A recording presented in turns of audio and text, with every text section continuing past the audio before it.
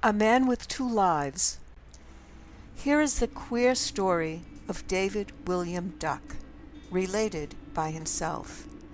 Duck is an old man living in Aurora, Illinois, where he is universally respected. He is commonly known, however, as Dead Duck.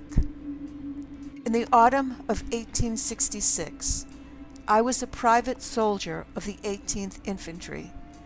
My company was one of those stationed at Fort Phil Kearney, commanded by Colonel Carrington.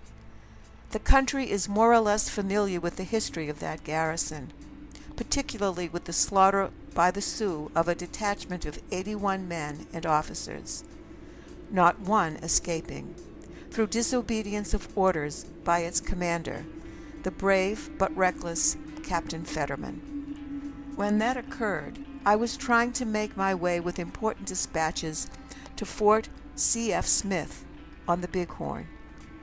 As the country swarmed with hostile Indians, I traveled by night and concealed myself as best I could before daybreak. The better to do so, I went afoot, armed with a Henry rifle and carrying 3 days' rations in my haversack. For my second place of concealment, I chose what seemed in the darkness a narrow canyon leading through a range of rocky hills. It contained many large boulders, detached from the slopes of the hills. Behind one of these, in a clump of sagebrush, I made my bed for the day, and soon fell asleep. It seemed as if I had hardly closed my eyes, though in fact it was near midday, when I was awakened by the report of a rifle, the bullet striking the boulder just above my body. A band of Indians had trailed me and had me nearly surrounded. The shot had been fired with an inexorable aim by a fellow who had caught sight of me from the hillside above. The smoke of his rifle betrayed him, and I was no sooner on my feet than he was off his and rolling down the declivity. Then I ran in a stooping posture, dodging among the clumps of sagebrush in a storm of bullets from invisible enemies. The rascals did not rise and pursue, which I thought rather queer, for they must have known by my trail that they had to deal with only one man. The reason for their inaction was soon made clear. I had not gone 100 yards before I reached the limit of my run. The head of the gulch, which I had mistaken for a canyon, it terminated in a concave breast of rock, nearly vertical and destitute of vegetation. In that cul-de-sac, I was caught like a bear in a pen. Pursuit was needless. They had only to wait. They waited. For 2 days and nights, crouching behind a rock topped with a growth of mesquite, and with the cliff at my back, suffering agonies of thirst, and absolutely hopeless of deliverance. I fought the fellows at long range, firing occasionally at the smoke of their rifles, as they did at that of mine. Of course, I did not dare to close my eyes at night, and lack of sleep was a keen torture. I remember the morning of the 3rd day, which I knew was to be my last.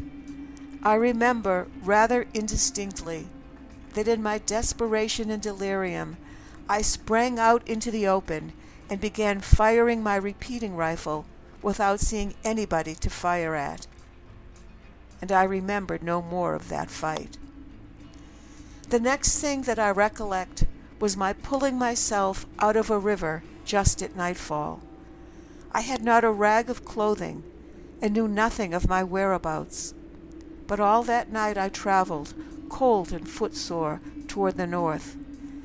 At daybreak, I found myself at Fort C.F. Smith, my destination, but without my dispatches. The first man that I met was a sergeant named William Briscoe, whom I knew very well. You can fancy his astonishment at seeing me in that condition, and my own at his asking who the devil I was. "Dave Duck," I answered. "Who should I be?" He stared like an owl. "You do look it," he said, and I observed that he drew a little away from me. "What's up?" he added. I told him what had happened to me the day before. He heard me through, still staring. Then he said, "My dear fellow, if you are Dave Duck, I ought to inform you that I buried you 2 months ago. I was out with a small scouting party and found your body, full of bullet holes and newly scalped. Somewhat mutilated otherwise, too. I am sorry to say, right where you say you made your fight. Come to my tent, and I'll show you your clothing and some letters that I took from your person. The commandant has your dispatches." He performed that promise. He showed me the clothing, which I resolutely put on, the letters, which I put into my pocket. He made no objection, then took me to the commandant, who heard my story and coldly ordered Briscoe to take me to the guardhouse. On the way, I said, "Bill Briscoe, did you really and truly bury the dead body that you found in these togs?" "Sure," he answered, "just as I told you. It was Dave Duck, all right. Most of us knew him. And now, you damned impostor, you'd better tell me who you are." "I give something to know," I said. A week later, I escaped from the guardhouse and got out of the country as fast as I could. Twice I have been back, seeking for that fateful spot in the hills, but unable to find it.